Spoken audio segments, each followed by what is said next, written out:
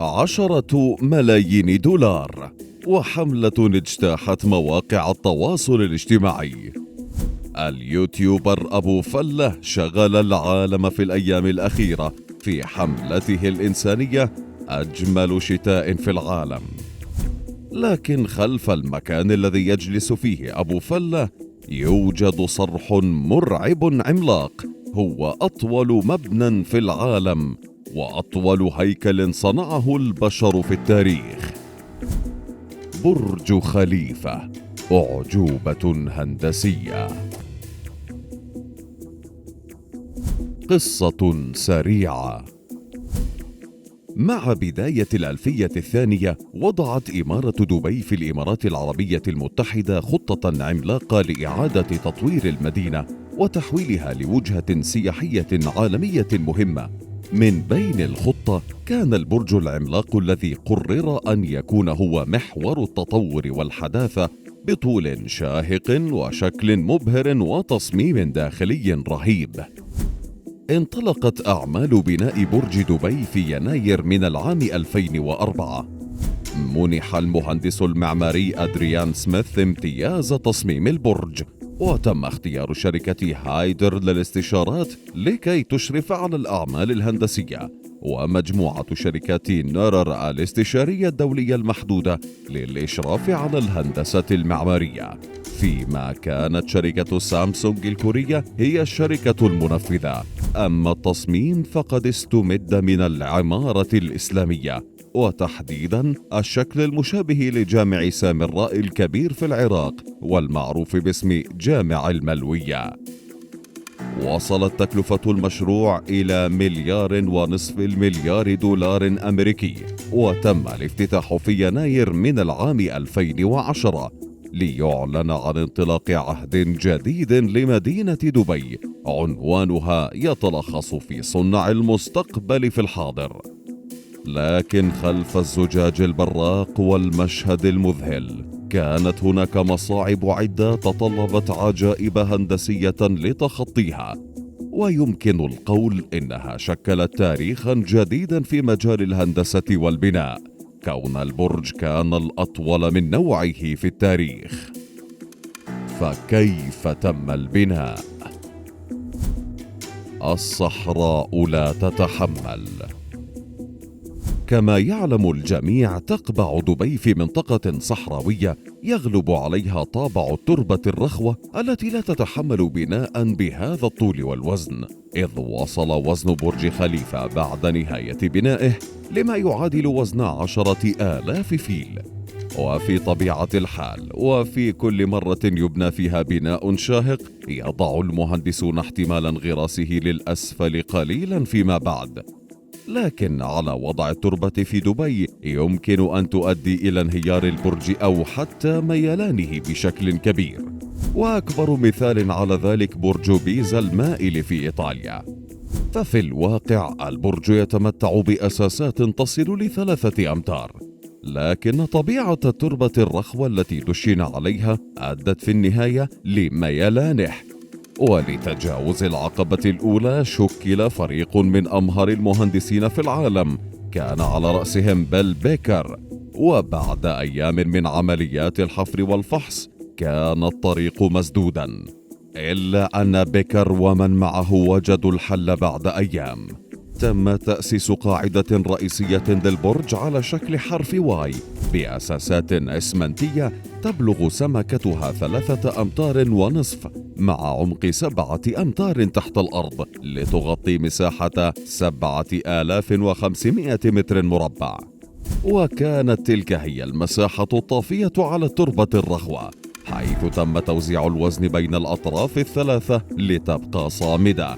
وأسفل تلك القاعدة يوجد 194 ركيزة إسمنتية قطر كل واحدة منها 1.5 متر، وتلك القواعد تمتد لعمق 50 مترا أسفل التربة الرخوة، إلا أنها مختلفة عن جميع الأساسات التقليدية، فهي في النهاية لا تستند على أي صخور صلبة، بل بقيت في عمق التربة وتستمد ثباتها من الاحتكاك. وذلك على أساس وزن البرج الذي يولد الاحتكاك بين القواعد والتربة، والاحتكاك بدوره يعطي قوة كبيرة تطبق بشكل مفاجئ وتمنح البرج ثباتا وقوة لا مثيل لها، لتكون عملية بناء الأساسات هي الأعجوبة الأولى في صرح دبي.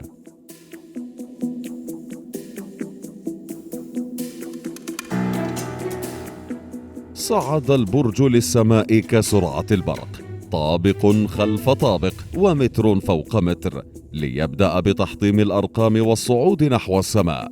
لكن الصعاب بدأت تظهر، وهذه المرة بطريقة مختلفة.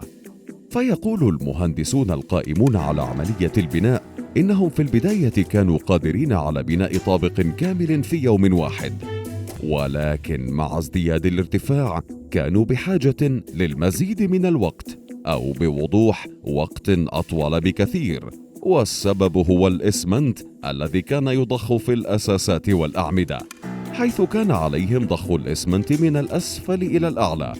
وفي العادة يستغرق ضخ الإسمنت لارتفاع 15 مترا دقيقة كاملة، ولكن كيف سيكون الحال على ارتفاع 600 متر؟ تلك هي المرة الأولى في التاريخ التي يصل فيها الإسمنت لهذا الارتفاع، وحينها كان الجميع حائرا في الطريقة الصحيحة. فإذا تم ضخه بالطرق التقليدية قد يستغرق أياما وأسابيع، والمعضلة الأكبر أنه خلال عملية الضخ قد يتجمد الإسمنت في الأنابيب، وهنا ستقع المصيبة بتعطل الآلات وتوقف العمل بالكامل. وبعد تجارب عدة على الآلات وغيرها كان الحل بعيد المنال، واتضح أن المشكلة حلها يكمن في الإسمنت تحديدا، إذ بالاستعانة بخبراء كيمياء نجحت الخطة التي تمت على أساس إضافة مادة للإسمنت تساعد على عدم تجمده ليبقى رخوا وقادرا على التدفق عبر الأنابيب، وهي الخطة التي أثبتت كفاءة عالية وساعدت عجلة العمل على الدوران بسرعة أكبر ودون أي مشاكل أو أعطال تذكر. مصاعد نفاثة وخزانات عملاقة. بعد اكتمال البناء كان هناك معضلتان فيه. الأولى هي عملية تشغيل المصاعد، خصوصا أن البناء الذي وصل ارتفاعه إلى 829 مترا بواقع 160 طابق لا يمكن أن تعمل فيه المصاعد بالشكل التقليدي للأبنية الشاهقة، والتي تعتمد على التوقف في كل طابق، وذلك لخدمة أكبر عدد من المستخدمين. لكن في برج خليفة إذا سار الأمر بهذا الشكل فسيتوجب على المستخدمين استغراق ساعات للوصول لبعض الطوابق. لكن مهندسين مختصين وجدوا الحل، أو بشكل أوضح وضعوا شبكة نقل داخل المدينة العملاقة. ففي محيط الأساس الرئيسي للبرج يوجد 28 مصعدا جميعها يمكنها حمل 38 شخصا لكل واحد، وبدلا من أن تعمل جميعها بذات الطريقة تم تقسيم المصاعد، حيث يوجد 3 مصاعد تأخذ لمحطات رئيسية في البناء، ومن تلك المصاعد ينتقل الشخص لمصعد آخر ينقله بين طوابق قريبة من بعضها، وبذلك يتم تقليص الوقت والعمل بأمان أكبر. أما المعضلة الثانية فكانت طريقة إيصال المياه للطوابق العليا، خصوصا أن أغلبها استخدمت كمنازل سكنية، ما يجعلها تستهلك مياها بشكل طبيعي كأي منزل. وبحكم قانون الجاذبية كانت فكرة دفع المياه بشكل مباشر صعبة للغاية، وقد تكون غير مجدية على المدى الطويل بسبب الأعطال وغيرها.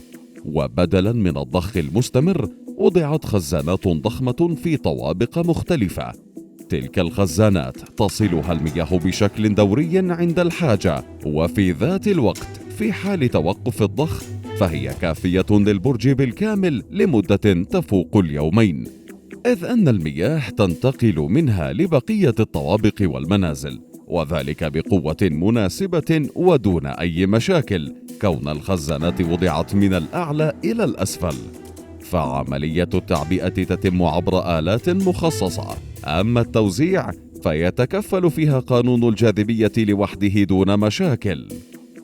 برج الأحلام أو المدينة العمودية يعمل فيها ما يفوق 12,000 شخص، ويمكن أن يصل تعداد الناس فيها إلى 38,000، لتشكل بذلك تحفة معمارية وهندسية، وفي ذات الوقت مدينة عجيبة يمكن القول إنها الأولى من نوعها، يعيش فيها العالم بشكل عمودي مع كافة وسائل الرفاهية والحياة دون مشاكل أو معوقات، لتبقى حاضرة في التاريخ للأبد.